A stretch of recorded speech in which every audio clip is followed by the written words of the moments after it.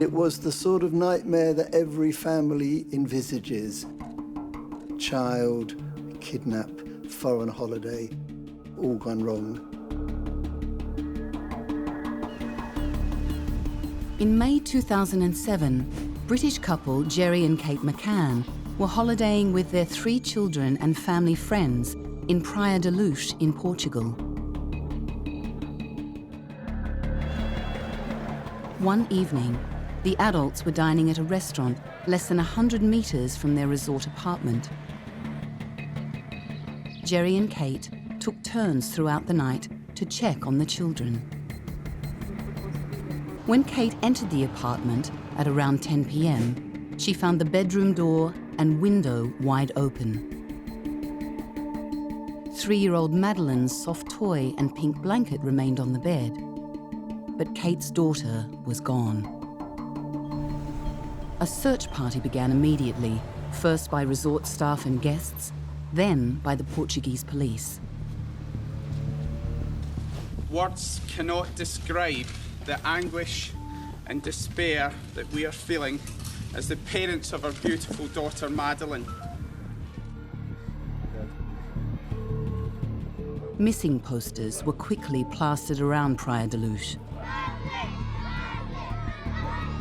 Jerry and Kate made desperate pleas for information from the public. Please, if you have Madeleine, let her come home to her mummy, daddy, brother and sister. These are my shoes. Are they new? Yeah. And what colour are they? Pink. Lovely. These videos and photos of the toddler were broadcast not only in Portugal, but internationally. From the outset, media coverage was an essential tool in seeking information from the public who became hungry for any details in the story. We need to do everything possible to help the police with their inquiries. Bosnian newspapers are full of pictures and stories about a possible sighting of Madeleine McCann in a city of high religious significance. But what made this story so fascinating?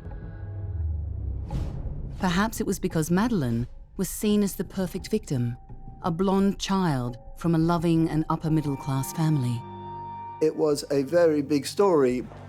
After the initial shock and sympathy and a huge fundraising drive to fund their own private investigators and so forth, journalists, being journalists, digging around, began to hear other possible stories. Reporters flocked to the small fishing town of Praia da Luz to follow the initial efforts of police.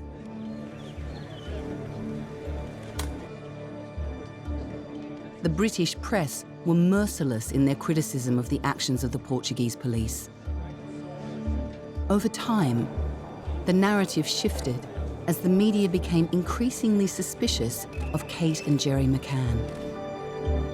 The most heinous, which ended up in a libel settlement, which was not true, I have to stress not true, was that Madeleine's parents were colluded or even colluded in an accidental death or even killed her.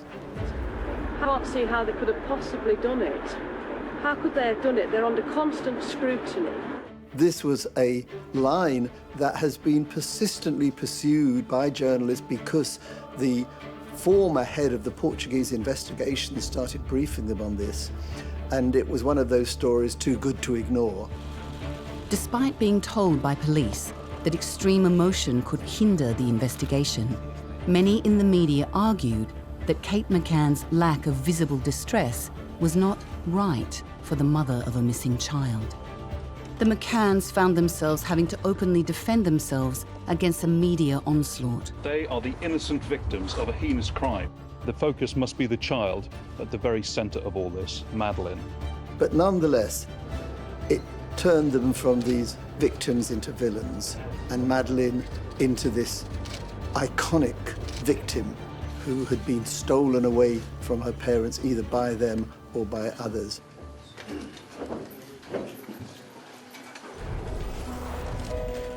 Despite the criticism, Madeleine's parents have endeavoured to keep the story in the public eye. They hired public relation consultants, lobbied British politicians, and wrote and released a book. It is extreme. People take sides in it, for the McCanns, against the McCanns. Their efforts and the work of British and Portuguese law enforcement and private investigators have led to very few tangible findings. This case has engaged the public, particularly the British, like no missing persons case before it. If you have any digital photographs, to upload them to this website. The audience's appetite for this story was voracious. And, like the disappearance of Charles Lindbergh Jr., the speculation around Madeleine's disappearance was intense, fueled even further by the rise of social media. Yesterday, I looked at my Twitter feed, and there are hundreds of tweets still #McCann. Everybody has their theory. And although technology has evolved, it's clear that the public's fascination with stories like these has remained the same.